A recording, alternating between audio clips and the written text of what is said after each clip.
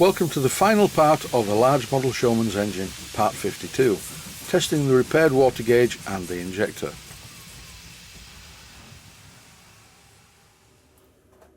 In this clip I have the steam blower attached to the engine to help me raise steam quicker without being asphyxiated by the fumes. Also, this particular piece of video footage was recorded before I removed the water gauge to repair it. I'd like to thank my kind Patreon supporters for all the help and support that you give me. I was a bit disappointed though today, because when I looked at the comments as to why one of the Patreon supporters had decided not to be a patron anymore, and left me a list of comments as to why he didn't want to be a patron anymore, what he was basically saying is I wasn't making videos for beginners anymore. Well, that's incorrect.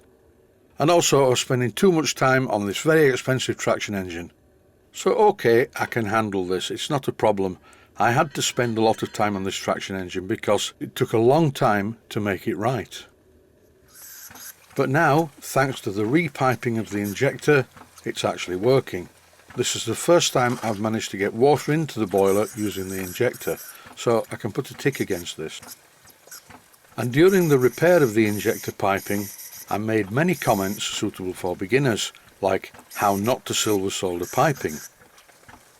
The injector is still dribbling a little bit, but water's going into the boiler, that's the main thing. With a live steam injector, what you do is you open the water valve, let water pour through the injector to cool it, because injectors will not inject hot water. Then after a while you open the steam valve fully, followed by slowly closing the injector water valve until the injector picks up. This particular injector never picks up cleanly though. Even though it's pumping water into the boiler, it's still dribbling very slightly. But the main thing is it's working fine. You cannot rely on just one source of water feed to a boiler. This is the water gauge before I removed it, stripped it down and repaired it. Apart from the fact that the internal waterways in the water gauge were too small and it took a while to react to the water level, it's also dribbling badly from just about everywhere it can dribble from. If you find yourself making a water gauge, do not make the waterways small, because they will block up with limescale very easily, and as I've just said, the water gauge will be very slow to react to the water level in the boiler. Here's the repaired water gauge refitted to the boiler.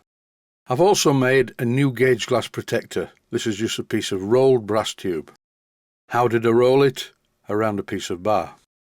In this shot you can see that the clip around the bottom of it isn't in the right place. That's because when I filmed it I was fitting it.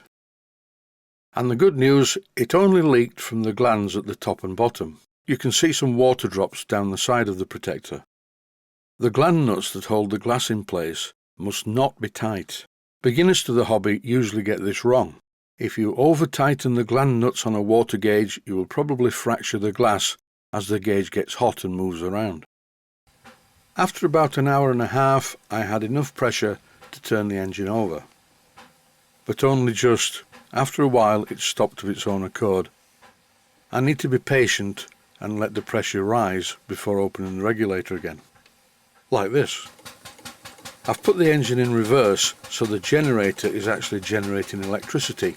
You can see a dull glow on the bulbs, it's a very bright day.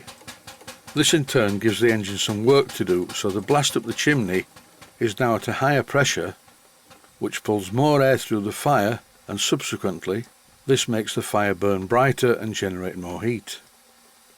Usually to start the engine I just move the reversing lever forward and backwards, but in this clip the position of the crankshaft was in such a position that I had to move the flywheel using my hand. If you notice, the reversing lever is now in the forward position and the engine's running a lot faster. That's because the generator does not generate in forward. This is really not a problem. Quite a few viewers have told me that I should really put diodes in there, that way it will generate in both directions, but what's the point? When it's stationary it's not going anywhere, so it doesn't matter where the lever is. Let's have a bit of slow motion.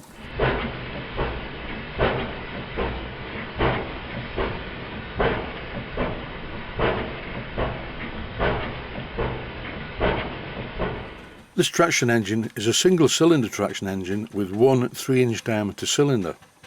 and it's very powerful, deceptively powerful. You have to be very careful with your hands near it. As I mentioned at the beginning of this video, this is the last one in the series, but I do intend to run this traction engine on the road. It's now taxed and insured to do so, and I will take some video from the traction engine. Here's a shot of the motion, and it's in slow motion.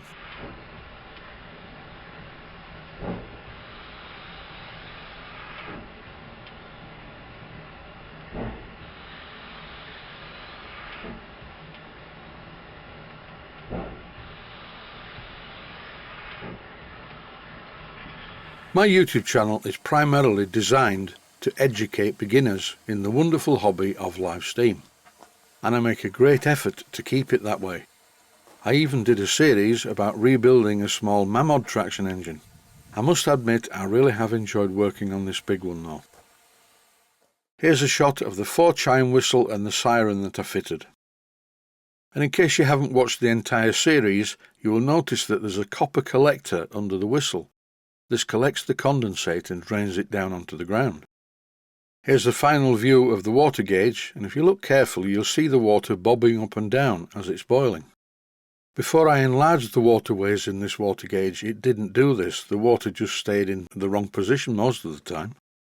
So I think it's been worth it, but when I look back on the list of how much I've had to do, it was a lot of work. I didn't video all of it. Here's the list. I've probably missed some off it as well. Overall paintwork repairs too numerous to mention, removal, sanding and repainting the canopy sideboards, ironing out the bubbles in the canopy covering, having the canopy sideboards professionally sign written, rewiring all of the lights in the canopy, repairing the water pump bypass valve, repairing the water gauge, repairing the live steam injector valve and making new piping, cleaning and adjusting the mechanical lubricator, fitting a 4-chime steam whistle, fitting a steam siren, fitting a leather generator drive belt, constructing a mechanism to operate the regulator, and last of all, making a suitable driving truck. If you've enjoyed this series, I thank you. If you didn't enjoy the series, then relax because it's over. For now, as always, stay safe and well, thanks for watching, and I hope you found it useful.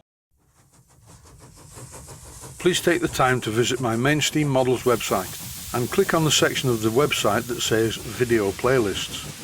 And by doing that, you can find other videos that you may like to watch. And by using the playlists, you can actually watch the videos back to back.